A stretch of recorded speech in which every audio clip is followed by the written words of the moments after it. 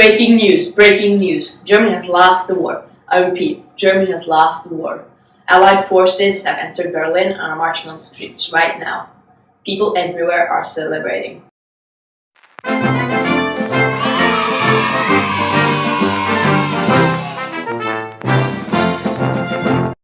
First, we're going to show you a quick video to recap the war. World War II, the road to Germany's defeat. The war really starts when Germany invaded Poland on the 1st of September in 1939. So Britain, France, Australia, and New Zealand declare war on Germany. I have to tell you now that no such undertaking has been received, and that consequently this country is at war with Germany.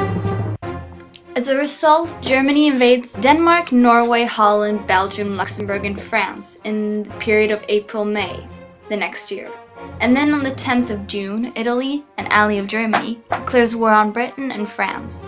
They later, the same year, ally with Japan as well. On December 8, 1941, Britain and the USA declare war on Japan.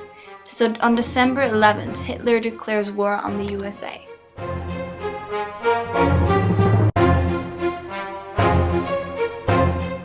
The war is going good for Germany until December 1941, when the Germans were just outside of Moscow and the Russians were almost overthrown, when Stalin orders his troops, who defended the east from the Japanese, to fight the Germans on the west and force the Germans back. As a result, the Germans cut off all supplies to Leningrad, and nearly 1 million people died over a period of 900 days. The Germans decided to strike back and take the Russian oil fields, and this resulted in the catastrophic Battle of Stalingrad. The battle became the turning point of the war, and this resulted in a major loss for Hitler. 150,000 Germans died and 91,000 were captured.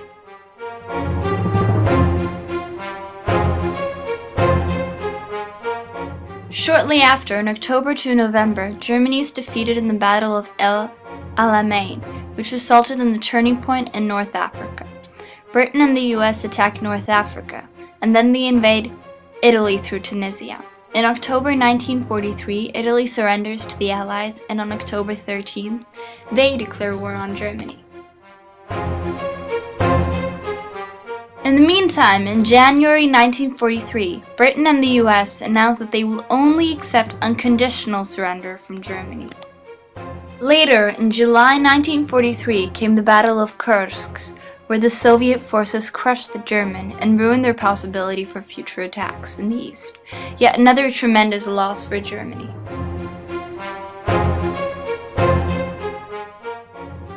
During May 1943, the Battle of the Atlantic was fought, where the Allies destroyed Germany's U-boats. From 1943 to 1945, the Allies also bombed Germany heavily, which killed many people.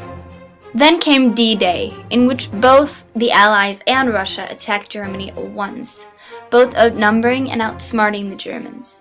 The last battle of Germany was the Battle of the Bulge in December 1944, where Hitler attempts to counterattack the Allies.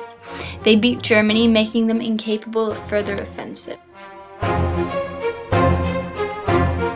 Hitler commits suicide on the 30th of April 1945, and Germany unconditionally surrenders on the 7th of May the same year. I'm currently in the studio with specialist Johanna Wilborsch. Welcome. Thank you.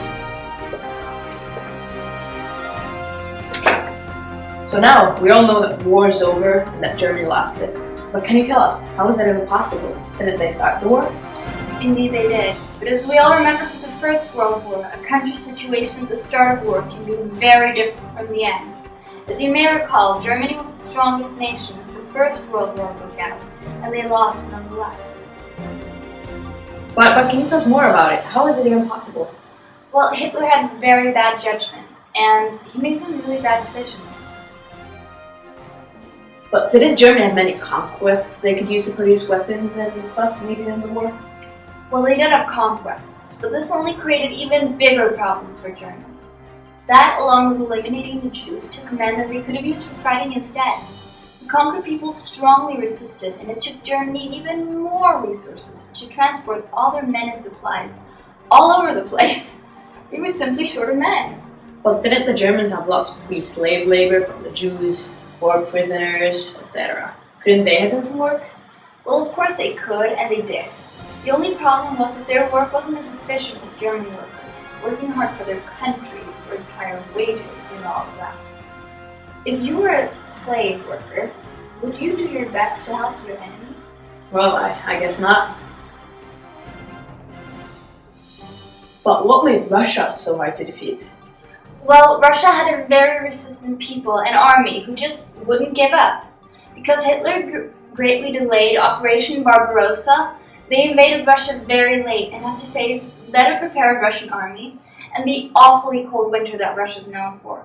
The Germans were neither equipped nor trained for these freezing cold conditions, and so many died. The Russians were underestimated and had more than enough resources to produce the weapons and materials needed for war due to their vast landscape. But you mentioned Germany and their lack of resources. Did this have anything to do with oil? Yes, oil played a very big role in the resources department. Even though Hitler realized rather early on that they needed oil in order to fight a successful war, getting it was easier said than done. All of Europe was dependent on this oil, and the USSR, along with the US, had most of it. Germany only had large quantities of coal, so Hitler set into the production of large quantities of synthetic fuel oil, based on coal. And even though this production was fairly successful, the synthetic fuel didn't work as well as the oil, and so this weakened them, especially in the Battle of Britain, where the aircraft could only stay in the air for 15 to 20 minutes before running out of fuel having to land. But was Germany the only country involved in this, can I call it, oil mania? No. All of Europe was involved, and big parts of the war involved getting a hold of more oil. As you may remember from the little film, oil was one of the main reasons for why Hitler attacked Russia. Many of the conquests were made to increase the oil supply. They were short of it nonetheless.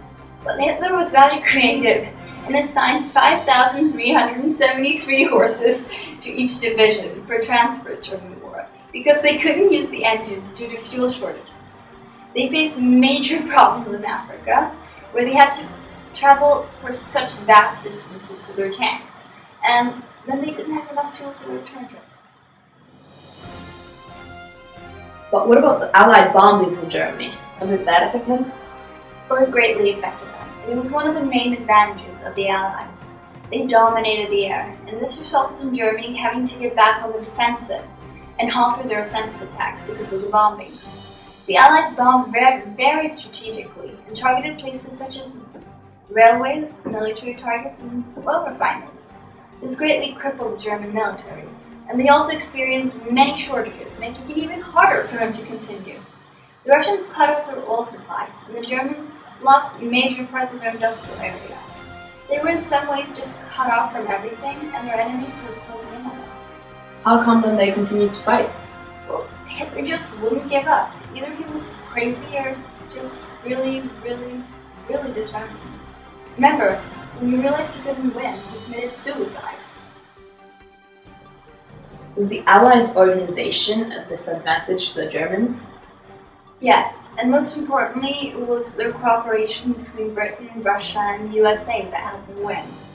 Russia, even though they were less developed due to their new communism regime, they had such vast landscapes and materials that they could use more than enough weapons and other things needed for war for the Allies.